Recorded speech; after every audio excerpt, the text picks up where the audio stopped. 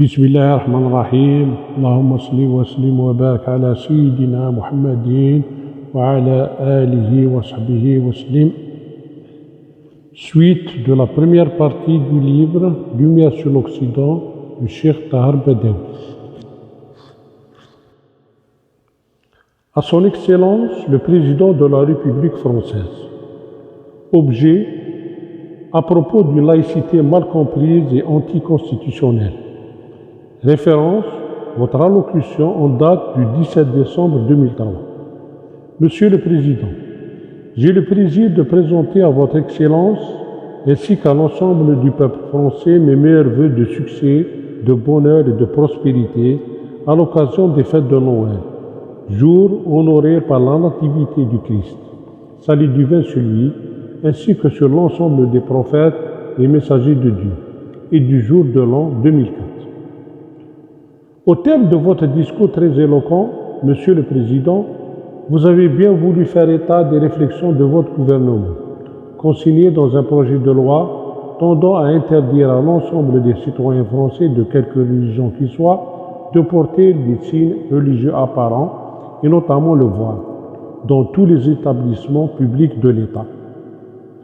Permettez-moi, Monsieur le Président, de porter à votre connaissance que le projet dont il s'agit, ensuite des remous sociaux et résistances sporadiques ça et là qui l'engendrent, souffre de plusieurs contradictions, mettant à bas des principes sacrés et historiques fondant la République française, que sont liberté, égalité, fraternité, et soulève par conséquent les observations suivantes. Premièrement, l'article 18 de la Déclaration universelle des droits de l'homme, adoptée le 10 décembre 1948 et promulguée par l'Assemblée générale des Nations unies dans le cadre de la reconnaissance de la dignité humaine qui constitue le fondement de la liberté, de la justice et de la paix dans le monde, stipule, 2 points. Toute personne a droit à la liberté de pensée, de conscience et de religion. Ce droit implique le droit de changer de religion ou de conviction, ainsi que la liberté de manifester sa religion ou sa conviction seule ou en commun, tant en public qu'en privé, par l'enseignement, les pratiques, le culte et l'accomplissement des rites. Ce document solennel confère à chaque individu le droit de manifester, tant en public qu'en privé, ses convictions religieuses, bien entendu sans porter atteinte à la liberté d'autrui, ni causer un quelconque préjudice. Tandis que le projet de loi en question va à l'encontre de ce principe immuable. En effet, porter le voile par une citoyenne française de religion musulmane signifie pour celle-ci, de même pour celui ou celle qui porte une croix par exemple, manifester la religion pratiquée par chacun, telle que le permettent les dispositions de l'article 18 susvisé. De plus, tous les citoyens français de religion chrétienne manifestent chaque année leurs convictions religieuses en célébrant la fête grandiose de Noël qui représente la nativité de Jésus-Christ. Les Pâques, dont la fête aussi, comme vous le savez très bien, entre le 22 mars et le 25 avril, date de laquelle dépendent celles de toutes les autres fêtes mobiles. La Passion, 14 jours avant Pâques, l'Ascension, 40 jours après Pâques, la Pentecôte, 10 jours après l'Ascension, la Trinité, 7 jours après la Pentecôte, etc. Les citoyens de confession israélite manifestent également quant à eux leur religion en célébrant annuellement la fête dite de Pâques en mémoire de leur sortie d'Égypte pharaonienne et autres fêtes encore. Peut-on interdire aux citoyens français de confession chrétienne de fêter Noël ou Pâques auxquels ils sont attachés ancestralement depuis des siècles? De même, peut-on interdire aux citoyens français musulmans de jeûner le carême et aux musulmans de porter le voile, ou encore d'interdire à l'ensemble de la communauté musulmane de célébrer leur grande fête annuelle, la Eid al-Fitr, après le jeûne du mois de Ramadan, et la fête dite du sacrifice? Ou alors, peut-on permettre aux chrétiens de fêter comme bon leur semble leur journée religieuse et de manifester en privé ou en public leur religion par diverses pratiques et interdire aux musulmans d'en faire autant? Où sont donc les principes de liberté, d'égalité et de fraternité qu'on ne cesse de chanter sous tous les cieux? Il convient de préciser que le port du voile n'est guère un simple signe religieux, mais il constitue une obligation coranique immuable qu'on ne peut modifier, encore moins supprimer. En effet, le Saint-Coran dispose dans la sourate dite les coalisés ou l'Ahzab, verset 59, ainsi. Prophète, dis à tes épouses, à tes filles, aux femmes des croyants de ramener leur voix sur elles. Ce sera pour elles le moyen le plus commode de se faire connaître et de ne pas être offensées. Dans la rue, entre parenthèses, Dieu est plein d'indulgence et de compassion. Il va sans dire qu'une vie de réclusion, condamnant la femme à vivre cloîtrée dans son foyer, sous le joug des parents ou du mari, ou être marginalisée totalement de la vie sociale, culturelle, économique et même politique, n'est nulle part recommandé. Le seul but du voile est de diminuer l'attrait des étrangers et de protéger ainsi la femme des diverses agressions émanant de gens de mauvaise vie. De plus, il convient de noter qu'à toute époque de l'histoire islamique, y compris celle du prophète Mohammed, salut divin sur lui, on voit les femmes musulmanes exercer tous les métiers, bien entendu en harmonie avec leur chasteté féminine. Elles sont infirmières, institutrices et même soldats combattant au besoin à côté des hommes, etc. Le calife Omar, second émir des croyants après le prophète, employait une femme comme directrice du marché de la capitale à Médine, dont le rôle essentiel fut la promotion de la consommation des citoyens au moyen de l'hygiène morale et de la sauvegarde du pouvoir d'achat, contre certains abus et les aléas d'une concurrence déloyale. Cette même dame avait enseigné à Hafsa, épouse du prophète, l'art de lire et écrire. Certains juristes admettent les femmes comme juges des tribunaux. Bref, la femme, loin de devenir un parasite social, collabore avec l'homme, ce qui lui permet ainsi de gagner honorablement sa vie, de développer ses talents et de contribuer efficacement au développement de son pays. Deuxièmement, il va falloir éliminer des esprits cette double confusion dont souffre le discours de Monsieur le Président, à savoir, en considérant le voile comme un signe religieux au même titre que les signes des autres religions monothéistes, christianisme et judaïsme,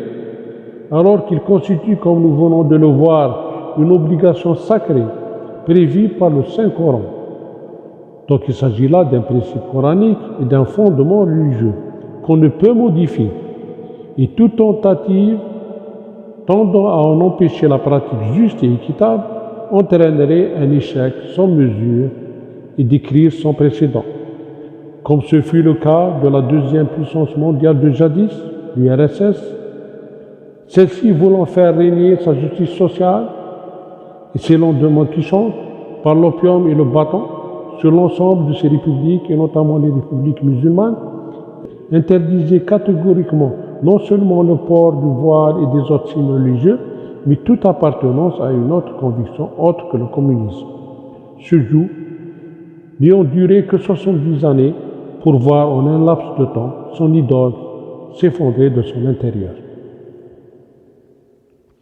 En ôtant à l'individu le droit sacré de manifester sa liberté de croyance et toute appartenance à un quelconque groupement autre que celui prescrit par le dogme communiste, cet empire a pu bafouer par cette infamie manifeste le simple droit de mener une vie décente d'un homme équilibré qui vit par son corps et son esprit. Le refus de toute religion, aux yeux des communistes mal avertis, s'assemble avec la vision fausse des laïcs à l'égard de la religion d'une manière générale, au motif que la religion fut et reste l'opium des peuples et un goulot d'étranglement à la promotion globale de l'homme. C'est pour cela que la laïcité signifie étymologiquement, chez ses fidèles adeptes, l'interdiction à l'Église à s'immiscer dans la gestion du pouvoir politique ou administratif et notamment l'organisation de l'enseignement en tenant compte du passé noir de l'Église à l'époque au Moyen-Âge, face à la montée des scientifiques révolutionnaires. Mais de nos jours, l'Église, sans parler de l'islam qui fut, reste et le restera toujours, religion universelle pour la paix, le développement des sciences, la défense des causes nobles et justes, la promotion de l'homme en tant que représentant de Dieu sur terre, devient de plus en plus une religion qui prêche la paix de par le monde,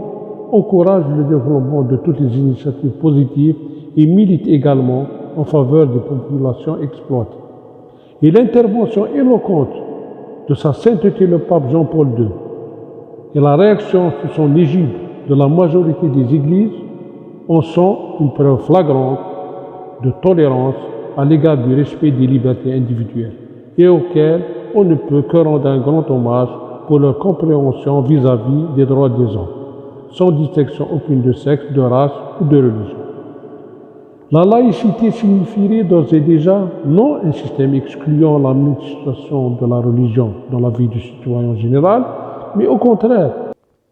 un système de tolérance non préjudiciable à l'ordre public ou aux bonnes mœurs des citoyens, une laïcité qui ne tomberait pas en chute libre par une simple réaction mal orientée, une laïcité